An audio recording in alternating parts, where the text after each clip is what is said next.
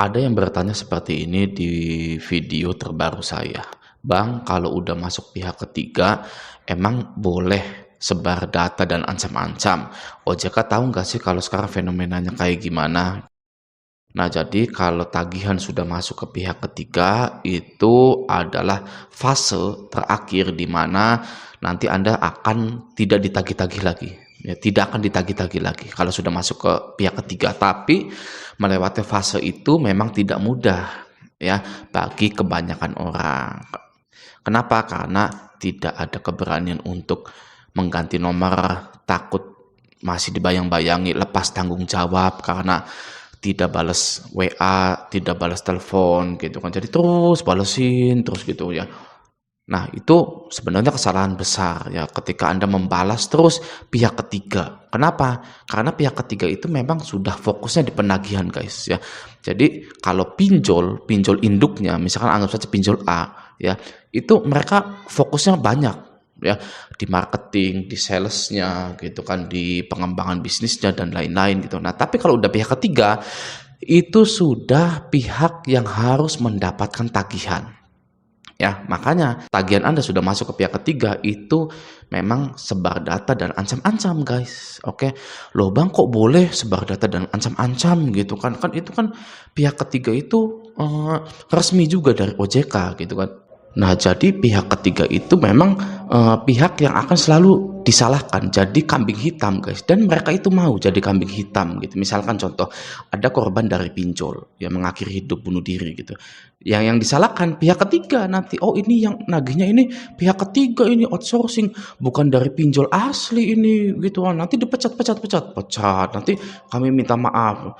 Pihak ketiganya minta maaf atau pihak ketiganya dibubarin padahal hanya ganti nama saja gitu pihak ketiga ya. Jadi memang sengaja dirancang seperti itu, guys, pihak ketiga itu ya.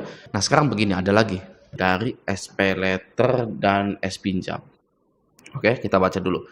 Sedang di mana Pak, Bu, di rumah atau tidak terkait tagihan Anda di aplikasi SP Letter dan S Pinjam yang belum dibayarkan? Kami ingin informasikan bahwa saat ini data Anda sudah dipertanyakan oleh pihak ketiga kami, dan jika sampai hari ini tidak ada kejelasan perihal pembayaran tagihannya, maka kemungkinan perusahaan akan melakukan pengalihan data dan akan berpotensi ke tim lanjutan, dan tim kolektor lapangan kami dapat melakukan penagihan ke alamat KTP atau alamat domisili terbaru sesuai yang dicantumkan pada sistem penagihan kami. Segera kirim bukti bayarnya ke sini.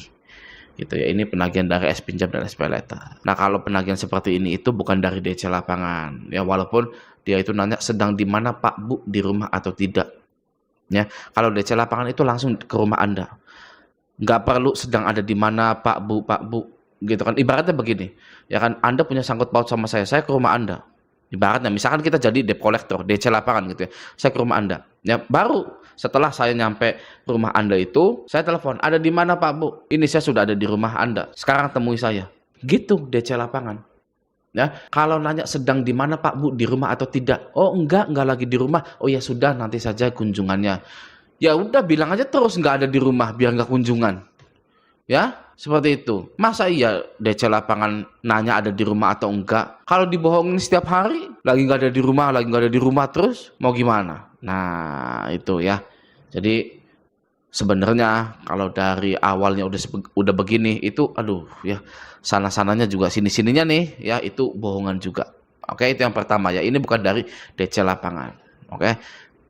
Lalu yang kedua adalah di sini ya, data Anda sudah dipertanyakan oleh pihak ketiga kami, dan jika sampai hari ini tidak ada kejelasan perihal pembayaran tagihannya, maka kemungkinan perusahaan akan melakukan pengalihan data dan akan berpotensi ke tim lanjutan, dan tim kolektor lapangan kami dapat melakukan penagihan ke alamat KTP atau alamat domisili terbaru sesuai yang dicantumkan pada sistem penagihan kami. Segera kirim bukti bayar ke sini. Nah, kalau misalkan ya Anda galbah terus ya sampai akhir tahun, sampai tahun depan, sampai tahun depannya lagi, sampai tahun depannya lagi ya, lalu datanya itu mau dialihkan kemana lagi?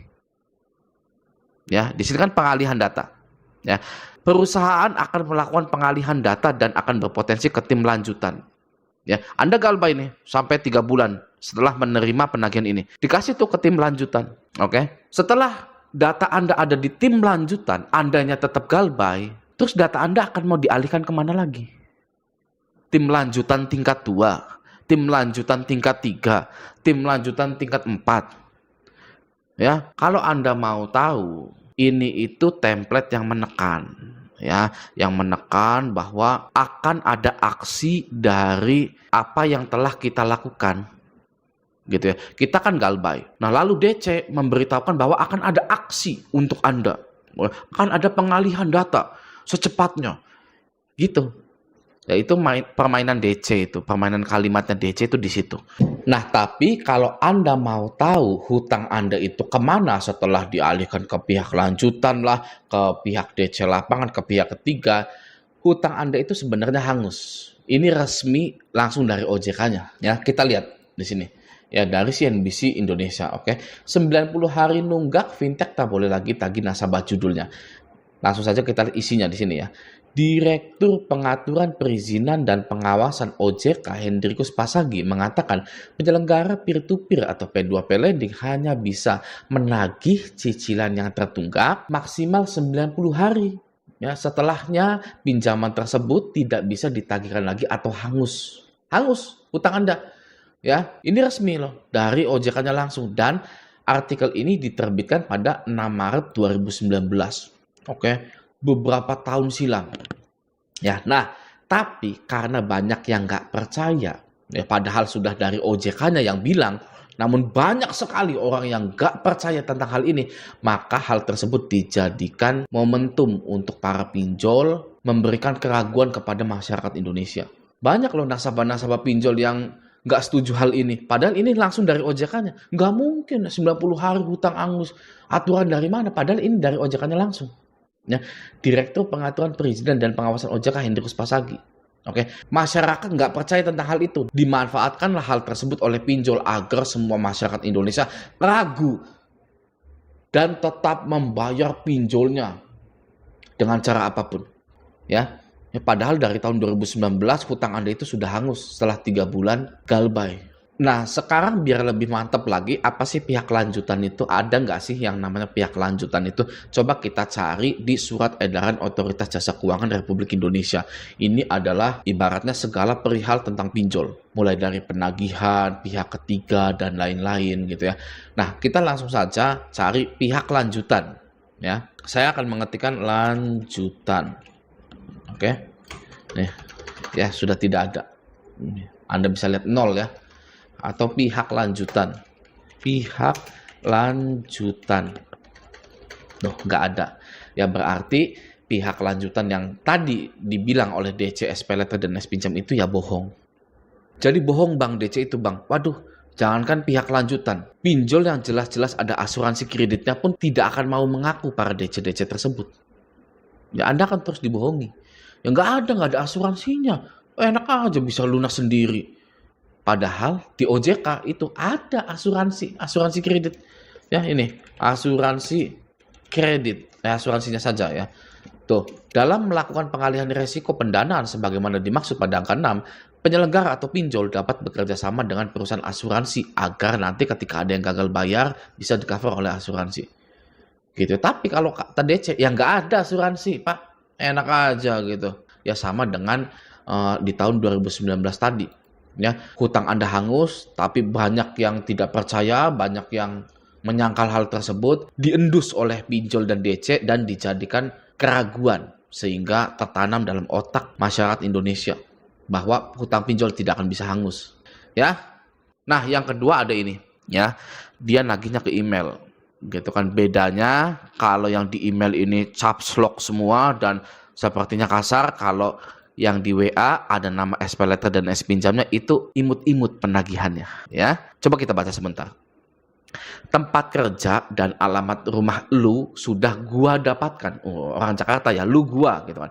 Lu lalai lunasi utang lu sekarang. Lihat apa yang akan terjadi. Pinjol sudah banyak memakan korban. Jangan sampai Anda korban selanjutnya. Nah, tadinya lu, sekarangnya Anda, ya. Tadinya tidak formal, sekarang jadi formal. Oke. Lu mau bayar, ya, lu lagi. Ini sudah Anda, lu lagi. Gitu kan? Aduh. Lanjutlah ya. Lu mau bayar utang Anda. Loh, ini gimana sih? Lu Anda, lu Anda. Saya aja bingung, ya kan? Lu mau bayar utang Anda atau kehidupan Anda, karir Anda yang akan hancur. Lu lunasi utang kau sekarang atau kehidupan sosial lu yang gua matikan. Camkan, lunasi atau habisi. Widih, ini baru nggak ada pinjolnya. Ya kalau seperti ini ya, karena mengancam nih seperti ini, nggak boleh sekarang. Ya, enak gagal bayar dipinjol sekarang ya. Penagihan template-nya unyu-unyu. Begini kalau dulu ya, di sininya ada aku lakunya, ada kredivonya, ada kredinesianya, ada uatasnya, di sini ada binatangnya, ada maaf ya goblok, tolol. Ada di sininya ya, ada pinjolnya juga, segera lunaskan kau babi gitu kan. Mohon maaf ya, saya harus ngomong seperti itu. Kalau sekarang ya mau mencantumkan pinjol di sini nggak bisa. Nah, kalau mau mencantumkan pinjolnya harus unyu-unyu seperti ini. Gitu. Oke. Jadi ya jangan dihiraukan ya penagihan-penagihan seperti ini. Oke, tapi kita bahas sebentar ya, bagi Anda yang ketakutan kalau melihat seperti ini. Oke. Di sini tempat kerja dan alamat rumah lu sudah gua dapatkan. Ya. Loh, dari awal juga perusahaan pinjol, DC pinjol itu sudah mendapatkan alamat rumah kita dari KTP kita. Ya, dari awal Anda mengajukan ya, di KTP Anda itu ada alamat rumah Anda. RT RW-nya ada, nomornya ada, desanya mungkin ada, provinsinya, daerahnya, kecamatannya. Kenapa DC ini baru dapat sekarang? Ya, karena untuk membohongi Anda. Itulah tadi ya, DC ini seolah-olah ada aksi dari gagal bayar yang kita lakukan. Akan ada akibatnya dari gagal bayar yang kita lakukan itu. Oke, dari sini pun sudah kelihatan bahwa DC pinjol ini ya tidak sungguh-sungguh.